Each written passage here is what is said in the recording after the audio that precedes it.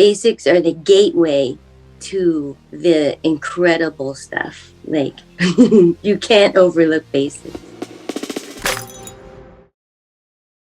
Yo gorillas, welcome to the Athlete Insider podcast by Gore Nation. My name is Phil, and today's guest is somebody from the United States who's inspiring the community with really crazy skills, combining Brazilian Jiu-Jitsu with calisthenics. I'm happy to welcome you to the show, Kiri Fontana, also known as Miss Kiri. Hi, thank you so much for having me. And thanks for having me on the team too. Yeah. True. You're a team member already for a long time. I'm super happy that we finally make this interview happen. And people asked for it, people requested it, and now we are here and talking a little about your calisthenics street workout journey, about your life in general. And everything's fine on your side. Everything's good these days.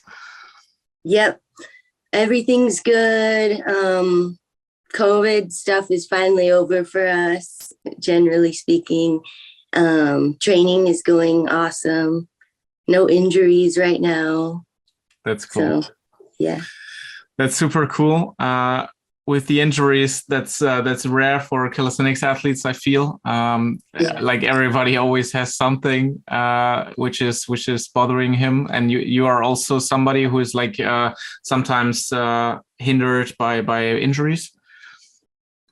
Yes, I mean, I have had some serious injuries in the past, and I've had a few big setbacks, but yeah, I'm good. Yeah, that's cool.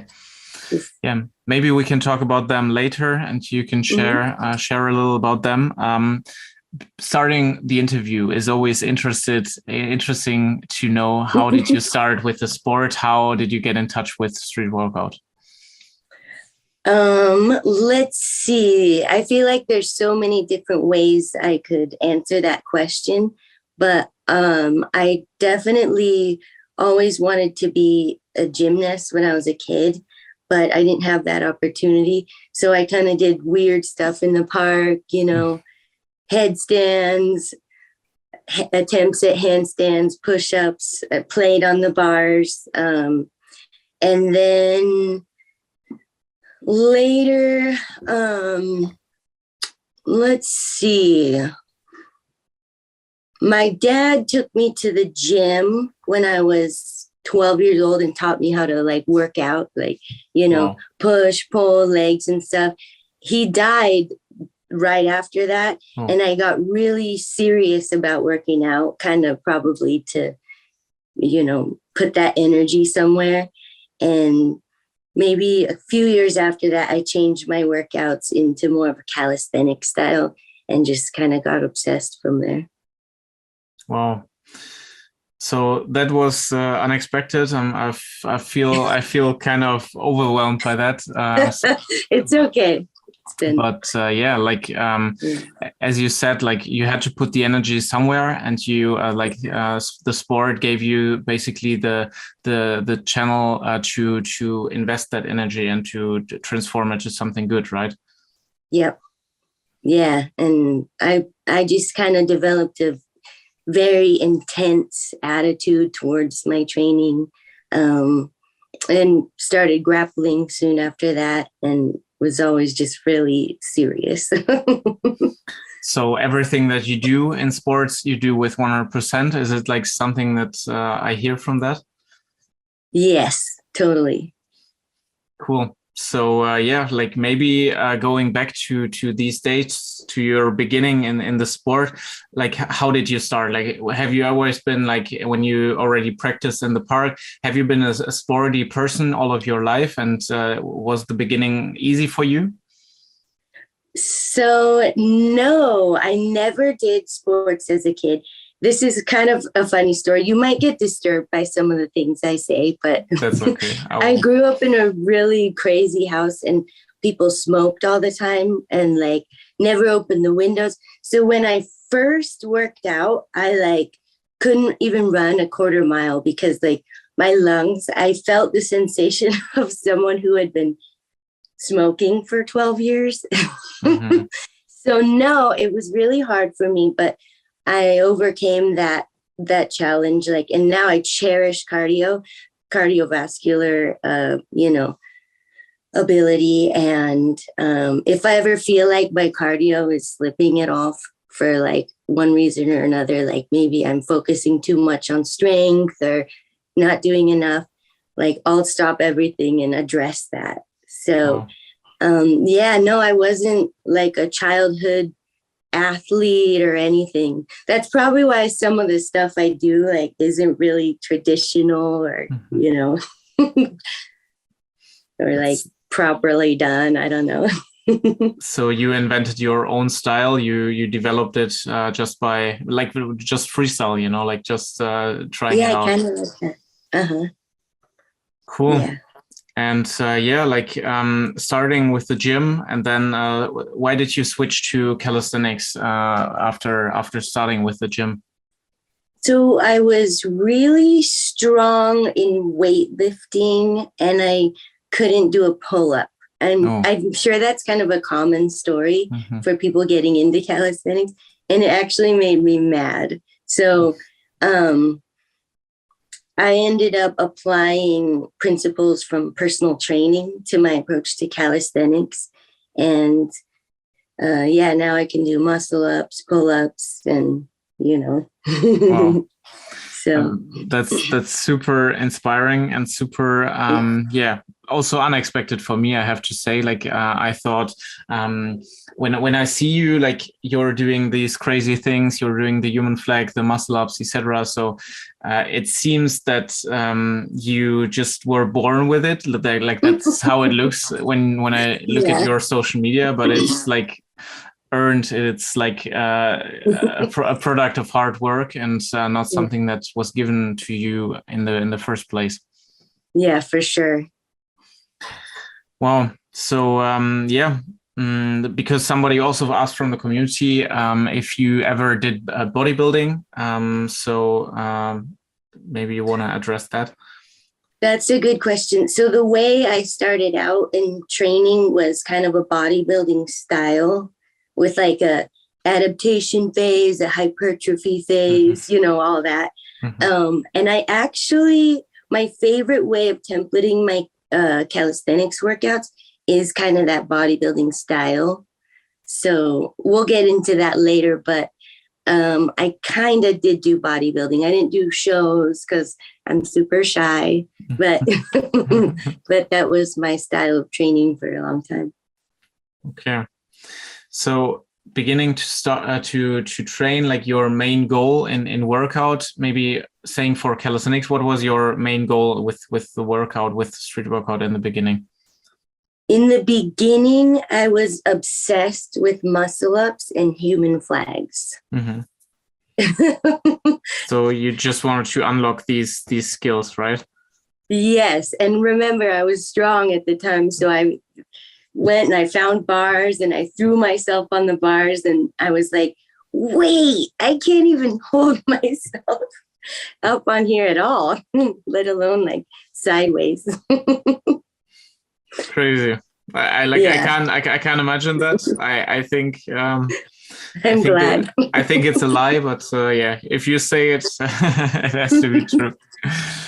Yeah, don't imagine it. We'll just we'll erase it from history. I would be interested in what were your thoughts in the beginning? Did you ever think that you would become that strong that you are today? Did you always have this mindset, I want to unlock the human flag, I will do it? Or like, did you have doubts? And I never really had doubts. I just kind of studied techniques and people who do it, and I see the way to get there, and I just apply myself to that. And this, it's weird, but I never really had doubts. Even with muscle ups, like it took me a long time to get my first muscle up. And at one point I had a serious shoulder injury from doing it wrong. And even then I didn't have doubts. Okay.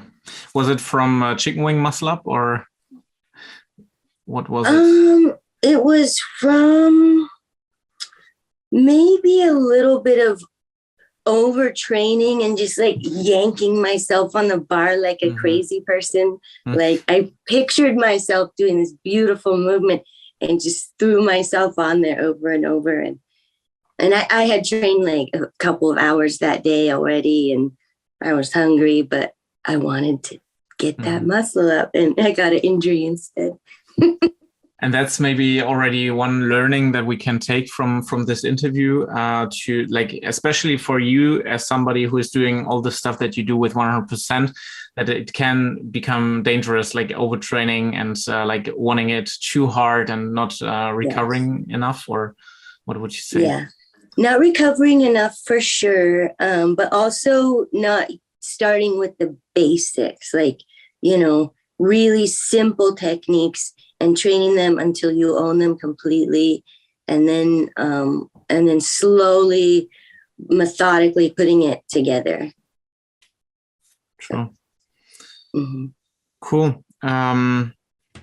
Yeah, maybe switching to today. Like, how does your workout look like today? How do you split your workout? How does your program look like? So, there's going to be two answers to this question. One is I divide my programming up into, I first start with how many days a week or how many sessions a week I'm going to train. And then I template it with movement patterns. So vertical push, vertical pull, horizontal push, horizontal pull, prone lever, supine lever, knee dominant hip workout.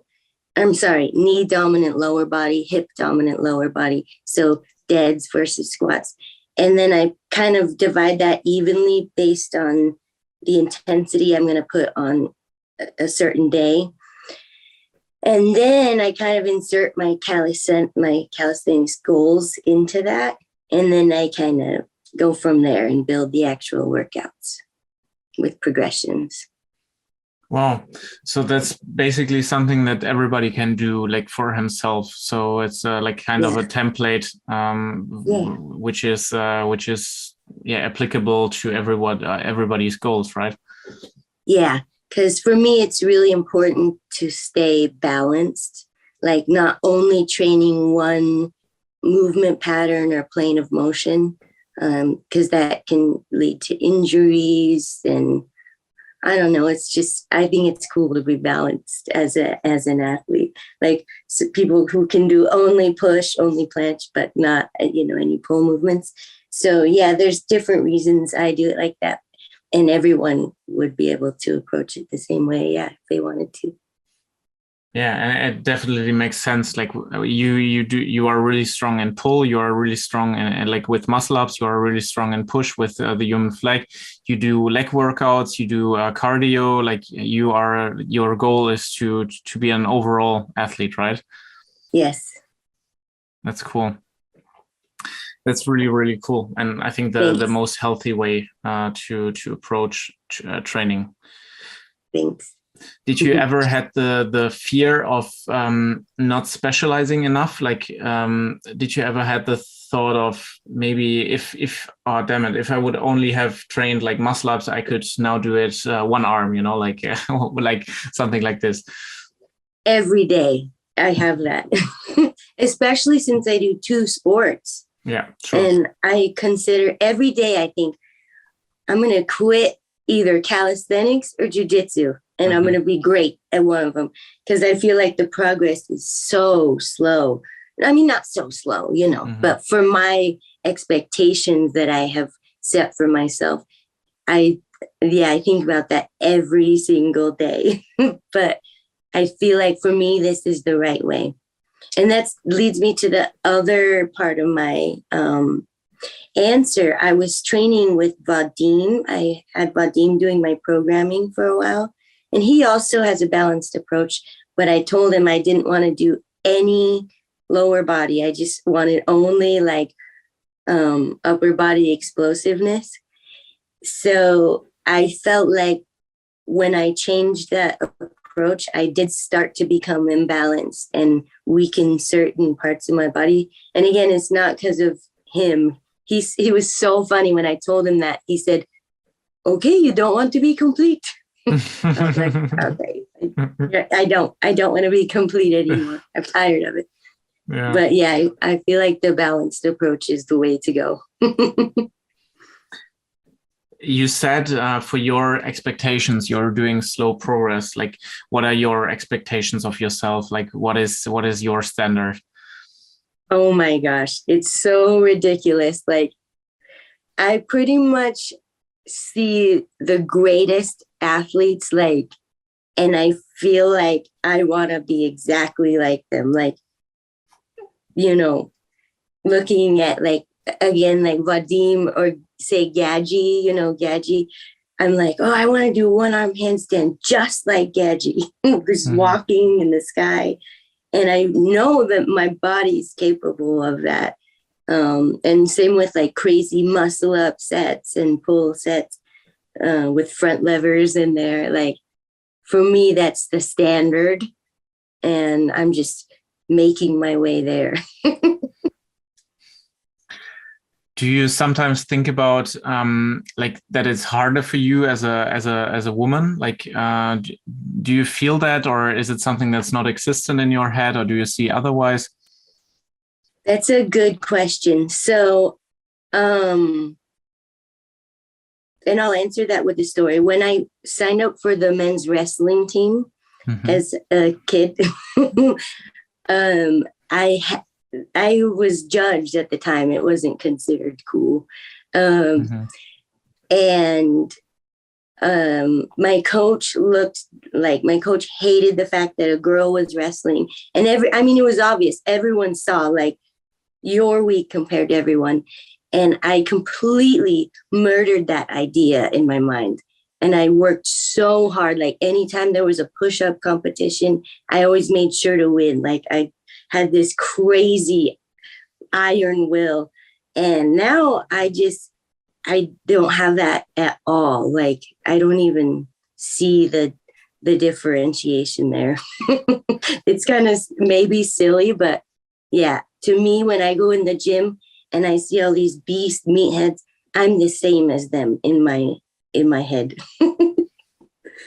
And that's like super interesting because you can't change the fact. And of course, like it depends on what kind of mentality somebody has, because there might be somebody who is setting unrealistic goals and then like being completely unhappy when she doesn't reach these goals. Right. But it depends on your mentality, how you deal with failure, like that's, or like with challenges, there are the people who like are extra motivated. If you say you can't do that, they are like 200% motivated and they will crush everyone just because of the iron will, as you said it. And there are the people who are like, who take it too hard, too much, like when somebody says something like this. Would you say that you're more motivated by if somebody tells you you can't do something? Not necessarily. I think back in my wrestling days, I that did serve me in terms of motivation. But now, like I said, in my head, the playing field is equalized, even though objectively speaking, I know it's not necessarily true. I just don't even think about that. And that allows me to celebrate the successes that I do have instead of worry about, comparisons or failing to get to the goals I set.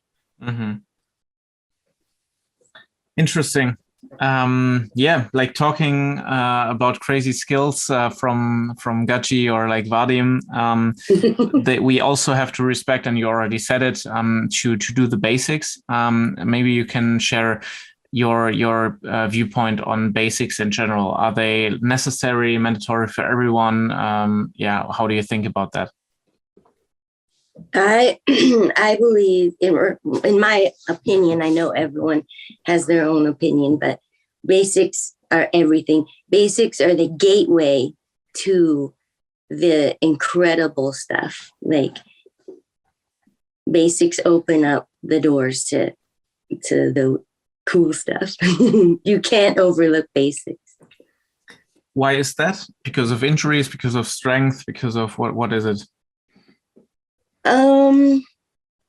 Well, oh, you could always say because of injuries, but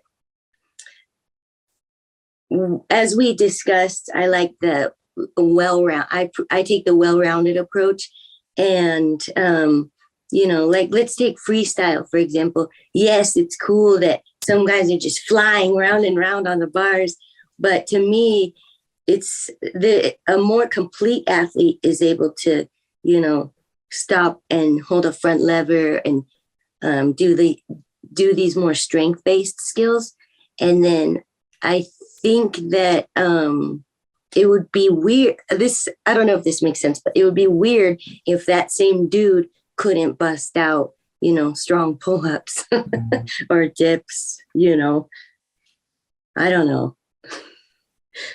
That wasn't a very well thought out answer, but no, but it's true. Like I definitely see the point. So from your first workout ever, like with basics, maybe let's exclude the weightlifting and gym phase, but like from your first basics workout, street workout, to your first muscle up, how long did it take you to learn the first muscle up?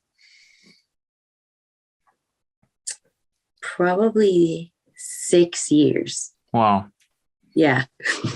And I still struggle with muscle ups. I know people say like you're the muscle up queen and stuff, and I'm like, don't say that. Natalia is. Yeah. But yeah, it's hard for me. Yeah.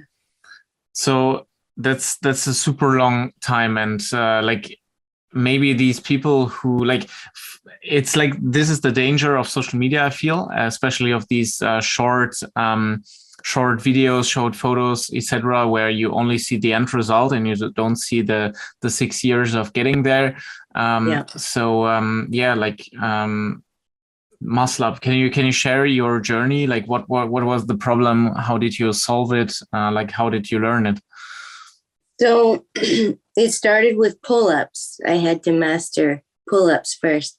And I have a pull-up program I use that I got from Mike Boyle, who's an Olympic hockey trainer, where you start with 1 rep, 4 sets of 1, and then you add 1 rep each workout. So 3 sets of 1, 1 set of 2, 2 sets of 1, 2 sets of 2, on and on until you get to your rep goal. So I started with that. So mastering pull-ups.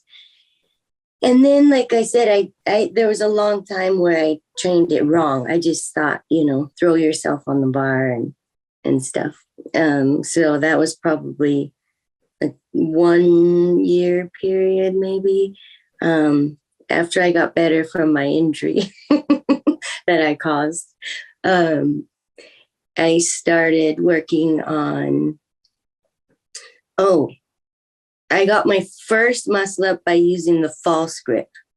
Oh, wow. Which to me is a cheat because for some reason it's so easy. Crazy. Weird, because I know. For a lot of people, the false grip is really, really difficult to hold it. Yeah, so I was like, here, I found the cheat code. But I still wanted to do it like, street workout style, like properly. And then I started using a kip and doing negative muscle ups. And man, on and on until now. Well, yeah, now the way I approach it is I do high pull-ups that start with a retraction and then protract, do properly. A protracted high pull-up. Use a power L sit as you go up. But yeah, gosh, the journey to the first muscle up, it's kind of hell. I kind of blocked it out of my memory. Okay. It was hard. Yeah, it is. And like I still remember when I had wanted to unlock the front lever, I think it was in 2013 something, and I didn't know how the move was called, so I couldn't just put it on YouTube because I didn't know Right. back then like about calisthenics and the name of the muscle up. So yeah, and Yeah. not like just trying out, and you feel so helpless, you know, like the muscle up is not like a. Yes.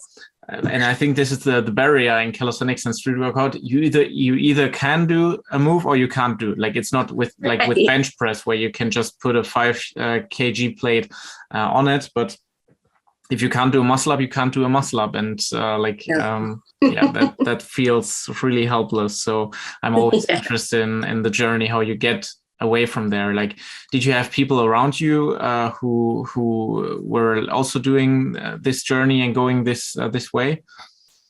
No, no one. I looked crazy. I was so, and that's actually why I started an Instagram account. I was so obsessed with attaining these goals.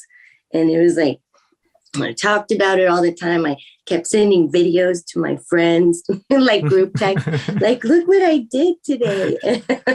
No response. Finally people started ignoring it altogether. And I was like, I hate social media, but I need to start an account. So yeah, no, I didn't have people around me. Crazy. So the moment you didn't get replies anymore on WhatsApp, you started Instagram and you thought, yeah, if they don't reply, I need new people. Which was a good decision, I guess. Like with your community, like a lot of people wrote really nice questions and nice compliments into the Instagram sticker and said that you're gorgeous and like you're inspiring, and that's like super nice to see how many people you touch. Like, that's nice. And also sometimes just underneath your posts or like your advertisements, people write, yeah, Kyri is the best ambassador, the best athlete you have, and like that's I think it was a really good decision to start with Instagram, and I think it's cool that you share your journey. Thanks. And you do things differently. This is what I like you do things differently. You show new ideas, like for example of the I think a lot of pro athletes, they don't show the way and the training behind the skills, and you I think you share well the journey and the experimenting with the I have to think of the impossible dip with the help, you know, with the support behind it. Yes. So stuff like that, that's really cool. Thanks. Do you still remember your because it was also a question how long you took from the first street workout ever to the first human flag? Like how long did it take to learn this skill? Was it longer than the muscle up or shorter? Longer. Oh.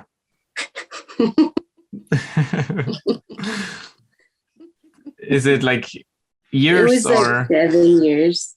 How many? Like 7 years. 7. Okay. Yeah. Yeah. So maybe also earned, not given. Like, what was the main difficulty in the human flag journey? Probably time spent on the bar. Mm-hmm. I feel like that movement for some reason comes more naturally to me than like say a muscle up or a front lever or anything that involves like mostly pulling. Mm-hmm. I like the human flag because it has some pulling and some pushing and some core activation. So like being physically balanced with my training, I feel like that move kind of just feels natural to me. Cool. I will ask a really mean question, and I know you're not prepared for it, but are you able to do the human flag on both sides? Like because you're an all-round athlete and athlete, are you able to do it on both sides? The kind of the same? Yes. So it's funny. One side I have to get a little bit prone. Supine with my body, and the other side I can get like straight on. Wow. I think there's a photo where I did both sides and you could see the difference. It's kind of funny, but yeah, I can hold the line on both sides.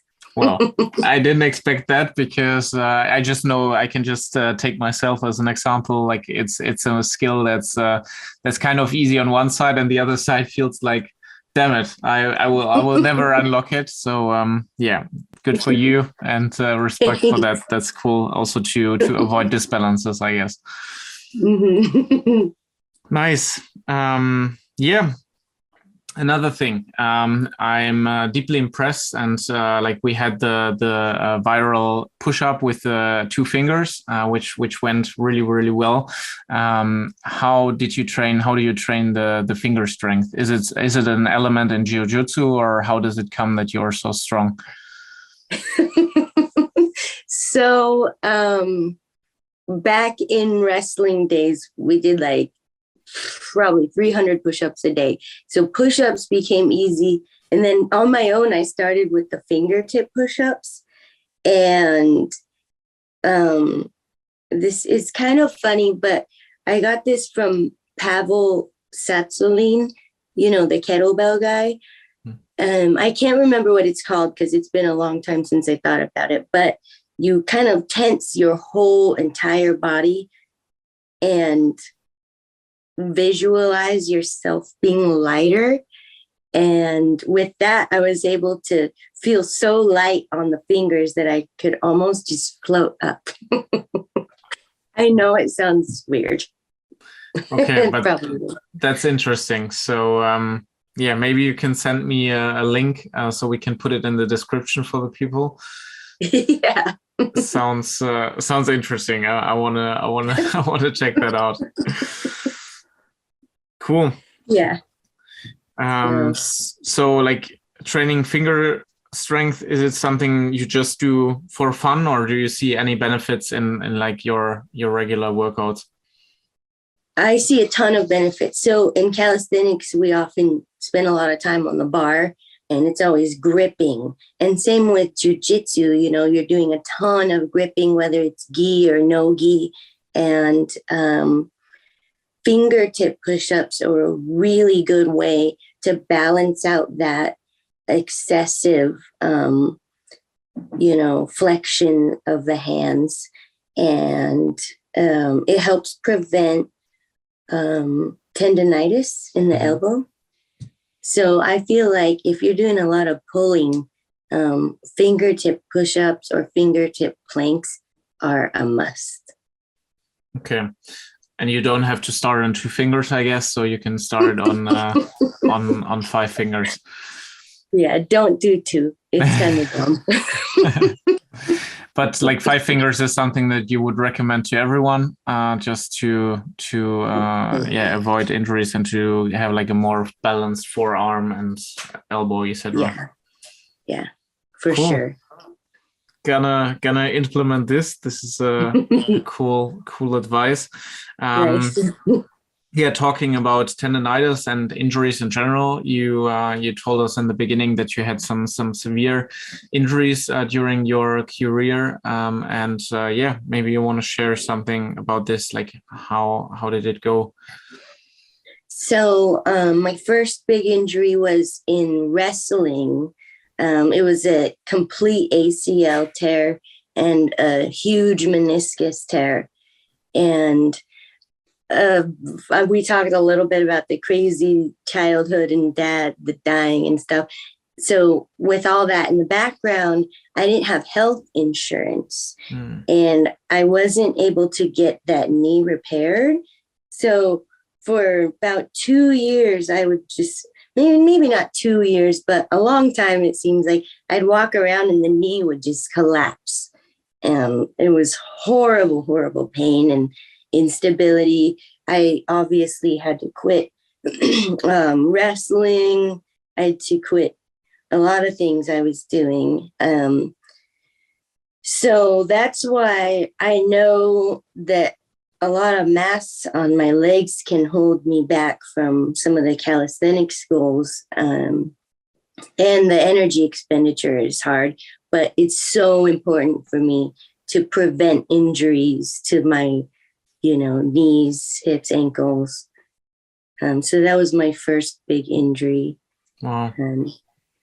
Yeah. Is your knee today is it at 100%, or like how is it? They had to take out most of the meniscus, and it cracks really, really loud. So when I train legs, I have to wear headphones because it's like disturbing. Yeah, and it's when I do those handstand drills with the legs straddle and then bend, it like clicks into position. It's so weird. But yeah, I take injury prevention really seriously now. After that. I can imagine. Yeah. So this as your first injury. I'm scared to ask, but are there more? Or what's the second? Does it become worse, or should we stop here? It doesn't get worse. Okay. The others are just like the shoulder. Partner in jiu-jitsu broke my wrist. So for a while in Instagram, back in the day, you could see there's a wrist brace on all the videos. But there's one more I'll tell you about.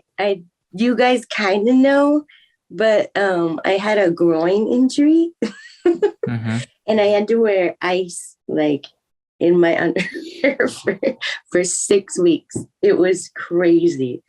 And I think I have video of it. I don't know what happened, but I was doing a handstand. I just fell like this on the bar.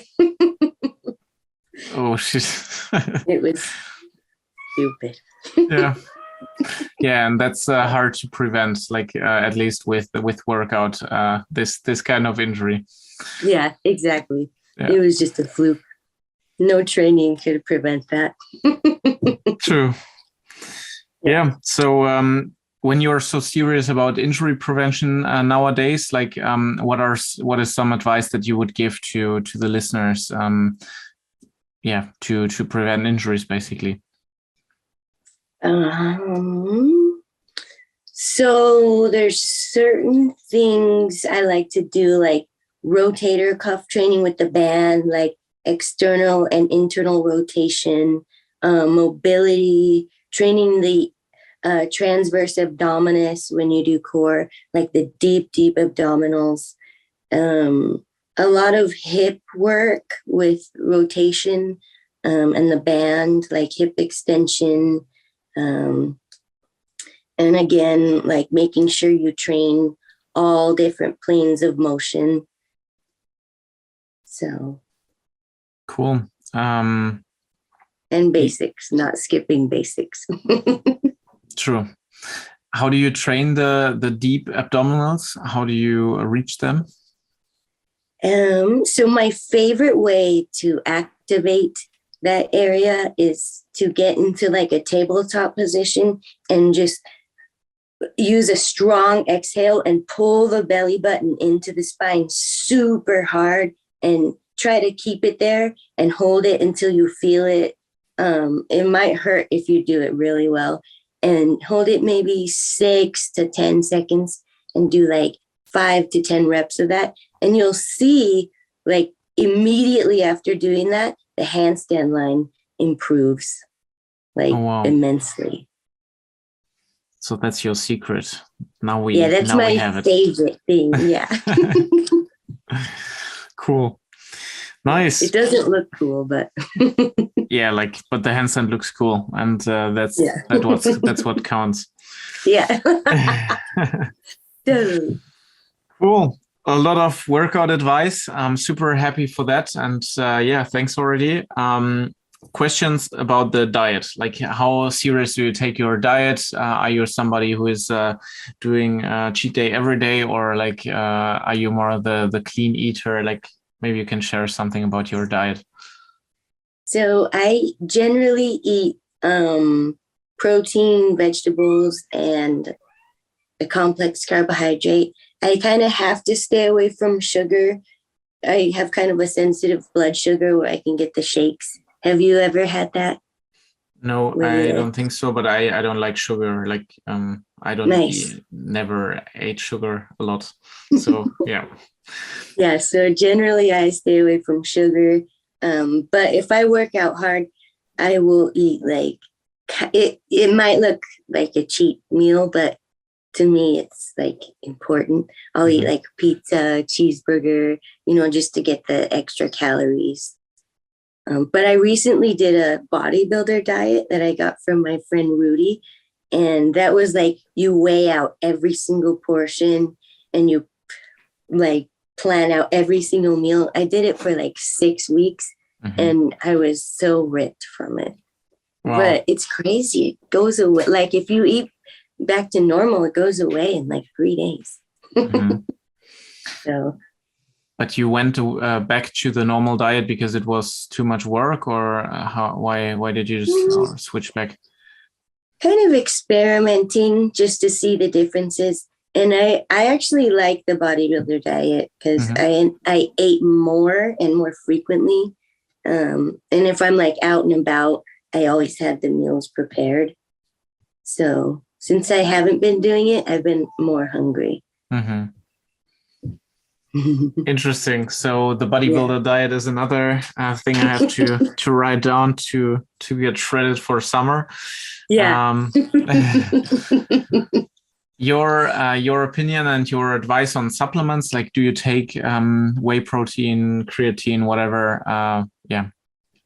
I have taken whey protein in the past and my body responds really well to it. I know a lot of people don't like it, but I put on a lot of mass when I use whey. I haven't done that in a long time. I'm trying to take a creatine right now. It's called Crealkaline, where you don't have to load and it doesn't make you bloated. I got it from my friend who owns Swolverine. I'm just so bad about it. So I've taken it like 3 times. So I can't really say if it works or not, but I intend to take it every day. Other than that, I don't really use supplements. I just, I'm just not very good about doing it every day. Okay. Interesting. Yeah. Nice. Yeah. What are your goals this year? What can we expect to see, or like what is something that you have in your mind that you still want to unlock in 2022? Okay, so I still want front lever. I might quit jujitsu so I can get front lever. Oh, that's an announcement. No, just kidding. Yeah. But I think, I want front lever. I want 12 beautiful muscle ups. I want a 1-arm pull-up. I want 40 kg pull-up. I want 1-arm handstand. And I'd like to get back to a nice V-sit. My hips, I mentioned this before, my hips get so tight from legs that I just can't even, I can't overcome the tightness. So get V-sit and 1-arm back lever. Wow, that's a long list. I know. It might be like 2025, but whatever. Yeah, cool. But better like too many goals than no goals at all, I think. Because you know have a direction you can go to. You're not like demotivated too much by small obstacles like the hip stiffness, etc. So good luck for that. I really hope that you will unlock all of that. Thanks. That's cool. Yeah, that would be cool. Nice. We're slowly coming to an end. We always have some quick questions, quick answers at the end of every interview. So first question is, what's your favorite food? Can I say 2? You can. Okay. Pancakes with just butter, no syrup, and Thai food like curry, red curry, stuff like that. Now I get hungry. Cool. Yeah. Are you a dog or a cat person? Cat, because I've never had a dog. Okay. What athlete inspire you? Let's see. There's so many that inspire me, but with my goals, I'm mostly inspired by Vadim, Gadji, and Natalia. Cool. So maybe you want to go in detail, like Natalia, because of her clean Her muscle muscle ups. up. Yep. Her muscle ups are a dream. If I could do it like that at that volume, I could die happy tomorrow. Wow. Yeah, it's that good. And then same with Vadim. I love the intensity he brings. Like just like you're going to war when you go to train, like a maniac. And I just love that. It inspires me and motivates me so much.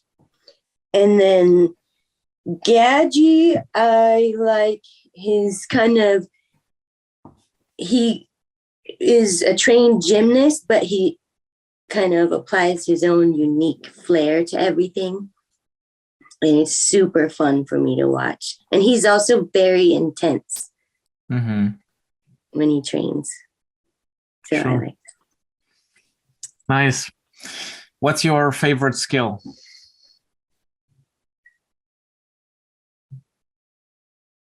It has to be muscle up. Even though it's not my best skill, it's my worst, but it's my favorite. And then flag, of course, is my favorite. Nice. Both.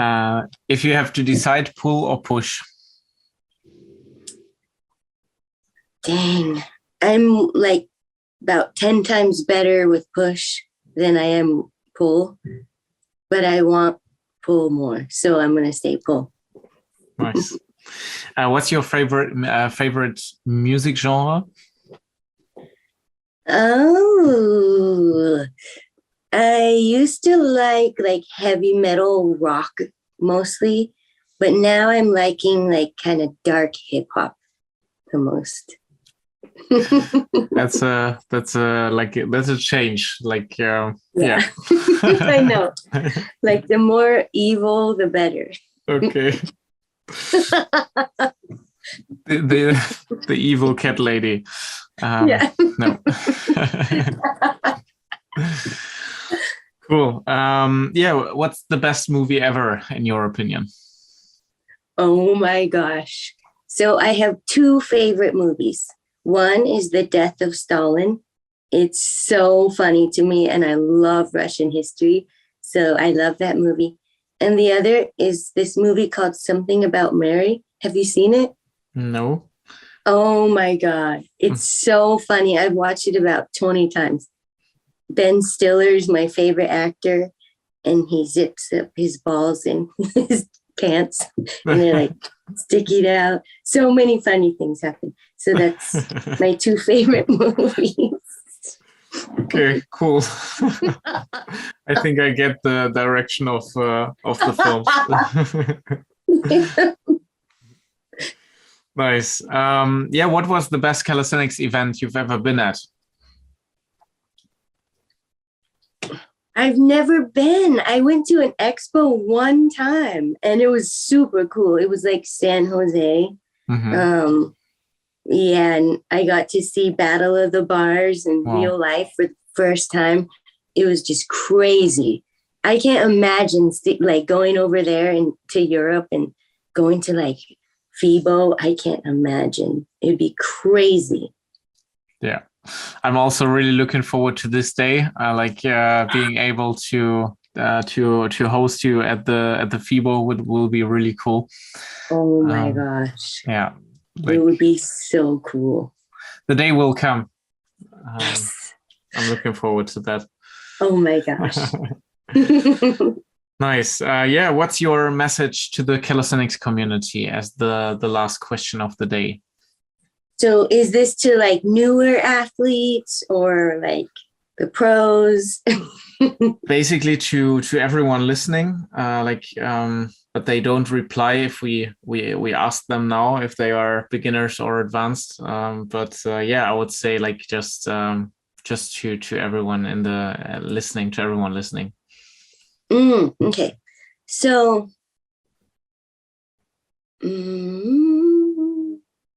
I'm going to assume that most of the people listening are going to be like on their own workout journey, not necessarily pros. So I'm going to say the single greatest thing you can do for your progress is reverse any natural impatience that you have. So first, have patience, which is discipline, and then you can apply consistency. And within the framework of consistency, you will for sure get to your goal.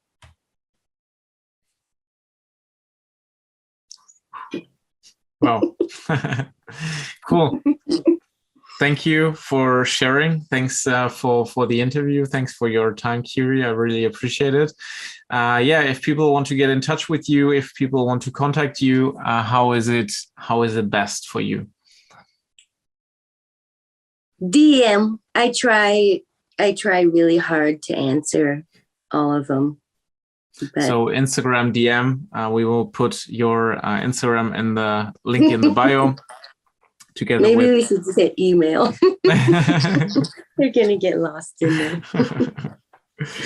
Nice. Thanks again for your time. Thanks to everyone listening to this till the end, and I really appreciate it if somebody takes 53 minutes to listen to us. And Kiri, you have the last words. Thanks again from my side, and hopefully see you soon in real life. Yes. Thank you so much. Thanks for everything. And I got my package yesterday. I love everything. It's over the top. That's cool. So thanks.